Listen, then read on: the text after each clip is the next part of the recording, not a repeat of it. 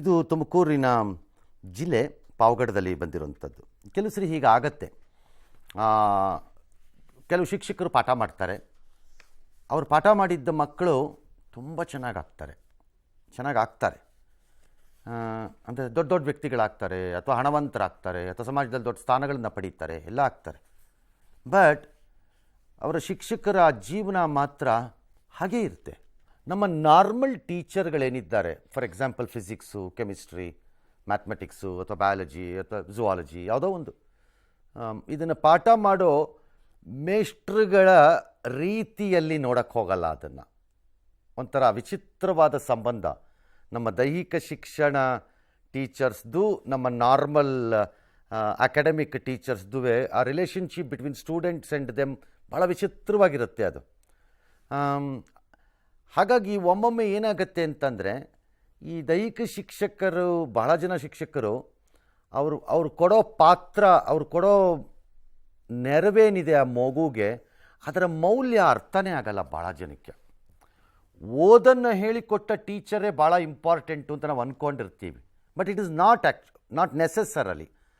ಈ ದೈಹಿಕವಾಗಿ ಡಿಸಿಪ್ಲೀನು, ಬೆಳಗ್ಗೆ ಎದ್ದೇಳ್ತೀರಿ, ರನ್ನಿಂಗ್ ಮಾಡಬೇಕು ಅಂತನೋ, ಅಥವಾ ಏನು ಎಕ್ಸಸೈಸ್ ಮಾಡಬೇಕು ಅಂತನೋ, ಆಟಗಳಾಡಬೇಕು, ಆಟ ಆಡಿದ್ರೆ ಹಿಂಗೆ ರಿಲ್ಯಾಕ್ಸ್ ಆಗುತ್ತೆ ಅಂತನೋ, ಇದೆಲ್ಲ ಹೇಳ್ಕೊಟ್ಟಿದ್ದು ಆ ಟೀಚರ್ ಬಗ್ಗೆ ನಮ್ಗೆ ಅಷ್ಟು ಗಮನ ಬರೋದೇ ಇಲ್ಲ ನಮ್ಮ ಲೈಫಲ್ಲಿ. ಮರ್ತ್ಕೊಂಡ್ಬಿಡ್ತೀವಿ ನಾವು ಅದನ್ನು. ಬಟ್ ಅದು ಎಷ್ಟು ಇಂಪಾರ್ಟೆಂಟ್ ಇದೆ ಅಂತ ಈಗ ಮನೋಶಾಸ್ತ್ರಜ್ಞರು ಹೇಳ್ತಾ ಇದ್ದಾರೆ. ಓದೋದ್ರ ಜೊತೆಗೆ ಇದು ಎಷ್ಟು ಇಂಪಾರ್ಟೆಂಟ್ ಇದು ಅಂತ ಹೇಳ್ತಿದ್ದಾರೆ.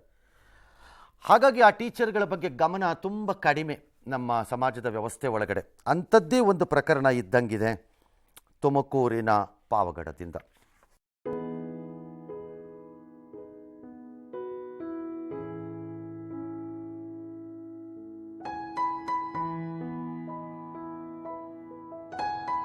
ಪಾವಗಡ ತಾಲೂಕಿನ YN ಹೊಸಕೋಟೆ ನಿವಾಸಿ 55 ವರ್ಷದ ಅಬ್ದುಲ್ ಶಕೂರ್ ವೃತ್ತಿಯಲ್ಲಿ ದೈಹಿಕ ಶಿಕ್ಷಕ. ಜ್ಞಾನ ಬೋಧಿಸಿ ಎಂಬ ಖಾಸಗಿ ಶಾಲೆಯಲ್ಲಿ ದೈಹಿಕ ಶಿಕ್ಷಕನಾಗಿ ಕೆಲಸ ಮಾಡ್ತಿದ್ದಾರೆ. ಆದರೂ ಬಡವರ ಪರ, ಕಾರ್ಮಿಕರ ಪರ ಇವರ ಮನಸ್ಸು ಸದಾ ಹಾತೊರಿತಾ ಇರುತ್ತೆ. ಬಡವರ ಮಕ್ಕಳು ಕ್ರೀಡೆಯಲ್ಲಿ ಸಾಧನೆ ಮಾಡಬೇಕು ಎಂದು ಕಳೆದ 30 ವರ್ಷದಿಂದ ಬಡವರ ಮಕ್ಕಳಿಗೆ ಉಚಿತ ಕ್ರೀಡಾ ತರಬೇತಿ ಕೊಡ್ತಾ ಬಂದಿದ್ದಾರೆ. ಇಲ್ಲಿವರೆಗೂ ಸಾವಿರಾರು ಬಡ ಮಕ್ಕಳಿಗೆ ತರಬೇತಿ ಕೊಟ್ಟಿದ್ದಾರೆ. ಅದರಲ್ಲಿ 50ಕ್ಕೂ ಹೆಚ್ಚು ವಿದ್ಯಾರ್ಥಿಗಳು ರಾಷ್ಟ್ರ, ಅಂತಾರಾಷ್ಟ್ರೀಯ ಮಟ್ಟದಲ್ಲಿ ಕ್ರೀಡೆ ಅಡಿ ಹೆಸರು ತಂದಿದ್ದಾರೆ. ಮೂಲತಃ cricket ಆಟಗಾರನಾಗಿದ್ದ Abdul Shakoor India team ಸೇರ್ಬೇಕು ಎಂಬ ಹಂಬಲದಲ್ಲಿ ಇದ್ರು. ಆದ್ರೆ ರಣಜಿ ಆಯ್ಕೆ ಸಮಯದಲ್ಲಿ ಬಿದ್ದು ಕಾಲು ಮುರಿದುಕೊಂಡು ಊನವಾಗಿದೆ. ಆ ಕನಸು ಈಗ ಭಗ್ನಗೊಂಡಿದೆ. ಖಾಸಗಿ ಶಾಲೆಯಲ್ಲಿ ಶಿಕ್ಷಕರಾಗಿ ದುಡಿತ ಬಡವರ ಸೇವೆ ಮಾಡುವ ಇವರಿಗೆ ಸ್ವಂತಕ್ಕೊಂದು ಮನೆಯಿಲ್ಲ. ಸಂಬಂಧಿಕರ ಮನೆಯ ಕೋಣೆಯೊಂದರಲ್ಲಿ ವಾಸ ಇದ್ದಾರೆ. ಮದುವೆಯೂ ಆಗಿಲ್ಲ.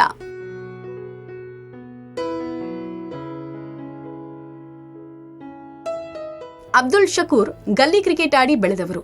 ಅದೇ ರೀತಿ ಗಲ್ಲಿ ಕ್ರಿಕೆಟ್ ಆಡುವ ಮಕ್ಕಳ ಪ್ರತಿಭೆ ಗುರುತಿಸಿ ಅವರಿಗೆ ತರಬೇತಿ ಕೊಟ್ಟು ಉತ್ತಮ ಕ್ರಿಕೆಟರ್ ಅನ್ನಾಗಿ ಮಾಡ್ತಿದ್ದಾರೆ. ಆದರ್ಶ ಸ್ಪೋರ್ಟ್ಸ್ ಕ್ಲಬ್ ಮತ್ತು ಪಾವಗಡ ಕ್ರಿಕೆಟ್ ಅಸೋಸಿಯೇಷನ್ ಕಟ್ಕೊಂಡು ಹಲವು ಪ್ರತಿಭೆಗಳಿಗೆ ದಾರಿದೀಪವಾಗ್ತಿದ್ದಾರೆ. ಇವರಿಂದ ತರಬೇತಿ ಪಡೆದವರಲ್ಲಿ ಹಲವರು ರಣಜಿಯಲ್ಲೂ ಆಡಿದ್ದಾರೆ. ಯಾವುದೇ ಪ್ರತಿಫಲಾಪೇಕ್ಷೆ ಇಲ್ಲದೆ ಬಡ ಪ್ರತಿಭೆಗಳಿಗೆ ಸೂಕ್ತ ಅವಕಾಶ ಕಲ್ಪಿಸಿಕೊಡ್ತಾ ಇರುವ ಅಬ್ದುಲ್ ಶಕೂರ್ ವಿದ್ಯಾರ್ಥಿಗಳು, ಪೋಷಕರು, ಶಿಕ್ಷಕರ ವೃಂದದ ಅಚ್ಚುಮೆಚ್ಚಿನ ಮೇಷ್ಟ್ರಾಗಿದ್ದಾರೆ.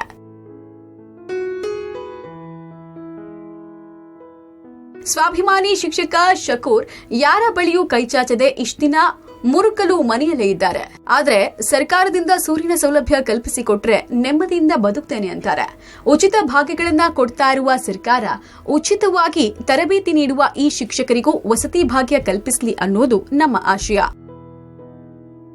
ತುಮಕೂರಿನಿಂದ Manjunath Talamakki, public TV. All right. Abdul Shakoor, ನಿಮ್ಮೂರು ಯಾವುದು ಸರ್? ಸ್ವಂತ YN ಹೊಸಕೋಟೆ ಸರ್, ಪಾವಗಡ ತಾಲೂಕು, ತುಮಕೂರು ಜಿಲ್ಲೆ.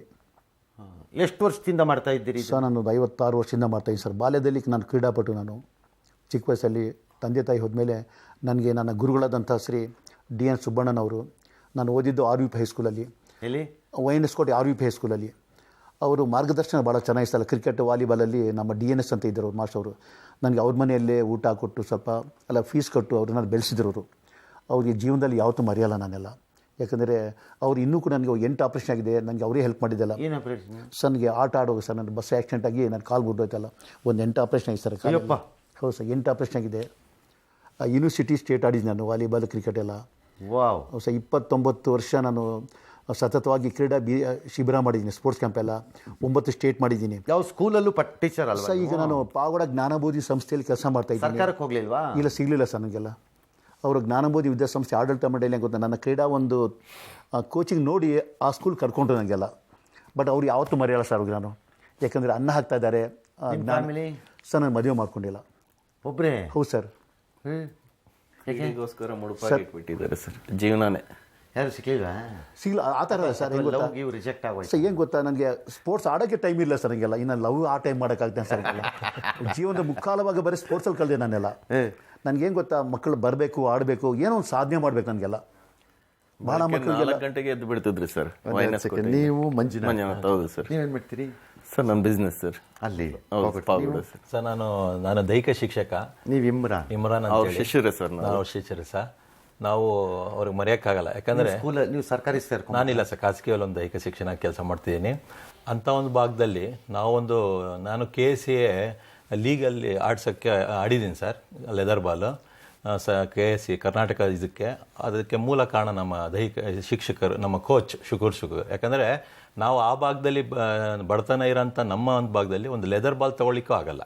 ಅಂಥ ಒಂದು ಪರಿಸ್ಥಿತಿಯಲ್ಲಿ ನಾವು ಕಳೆದ 20 ವರ್ಷ ಹಿಂದೆನೇ ನಾವು ಲೆದರ್ ಆಡಿದ್ದೀವಿ.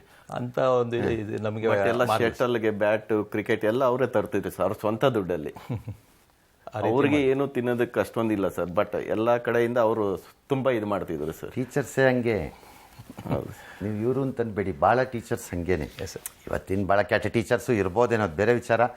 ಟೀಚರ್ಸೇ ಹಾಗೆ, ದೇ ವಿಲ್ ನೆವರ್ ಎಕ್ಸ್ಪೆಕ್ಟ್ ನನಗಿದನ್ನು ಮಾಡಿದ್ರಿಂದ ನನಗೇನೋ ಲಾಭ ನಾಳೆ ಆಗೇ ಆಗತ್ತೇನೋ ಲೆಕ್ಕಾಚಾರ ಹಾಕೇ ಇರಲ್ಲ ಅವ್ರುಗಳು. ಹೌದು, ಸಿಗಾಕೊಂಡ್ಬಿಡ್ತಾರೆ ಬೇಗ. ಆಲ್ ರೈಟ್, ಏನು ಕರ್ಕೊಂಬಂದ್ರಿ ಅವ್ರನ್ನ? ಒಂದು ಸ್ವಂತ ಮನೆ ಅನ್ನೋದು ಒಂದು ಚಿಕ್ಕ ಏನೂ ಇಲ್ಲ ಸರ್ ಅವ್ರಿಗೆ, ಬಾಡಿಗೆ ಮನೆಯಲ್ಲೇ ಇದೆ ಇದುವರೆಗೂ ಸರ್.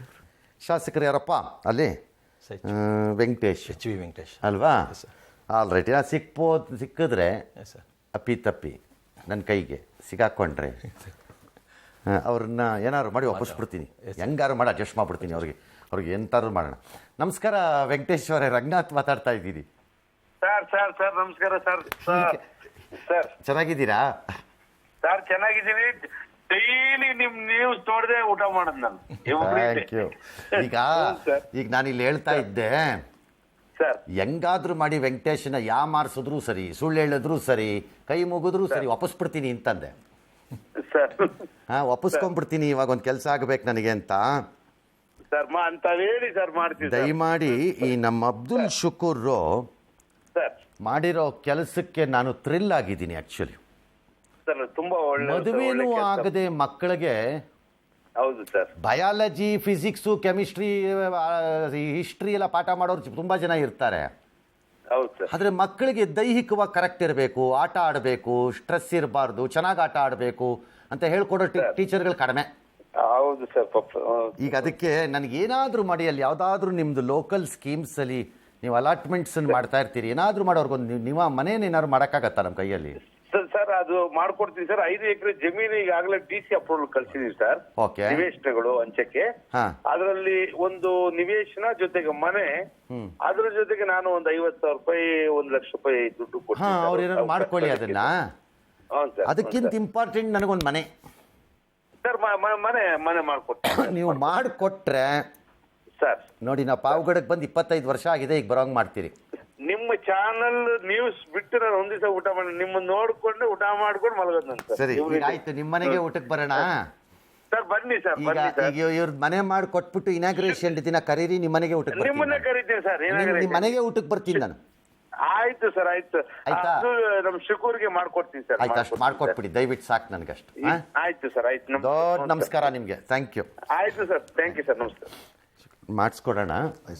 ಅವ್ರು ಏನು ಆರ್ಥಿಕವಾಗಿ ಮಾಡ್ತಾರೆ ಅವ್ರು ಮಾಡ್ತಾರೆ, ಅದನ್ನು ನೀವು ಇಟ್ಕೊಂಡು ಏನಾದ್ರು ಮಾಡ್ಕೊಳ್ಳಿ, ಪ್ರಶ್ನೆ. ಈಗಲೂ ಅವರು 30 kilometre daily up and down sir. ಅಲ್ಲಿ ಏನು ಕೆಲಸ ಮಾಡಿ, ನೀವೇನು ನಂಬಿದ್ದೀರಿ ಅದನ್ನು ಪಾಲನೆ ಮಾಡಿ.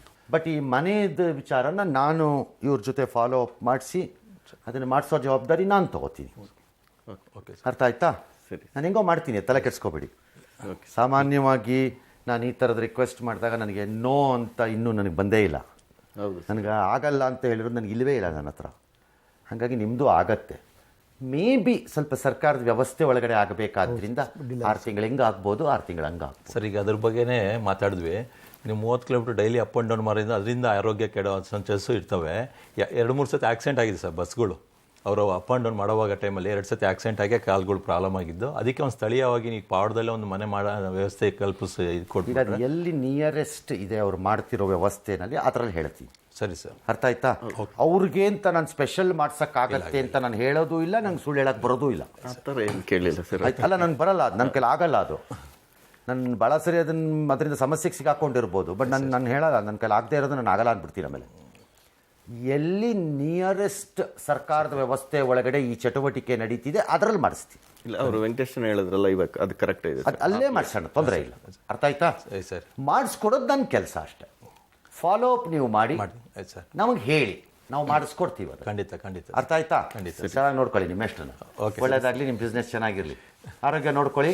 God bless you. ದೇವ್ರು ಒಳ್ಳೇದು ಮಾಡಲಿ. ಆಯ್ತು ಸರ್. ಹಾಂ.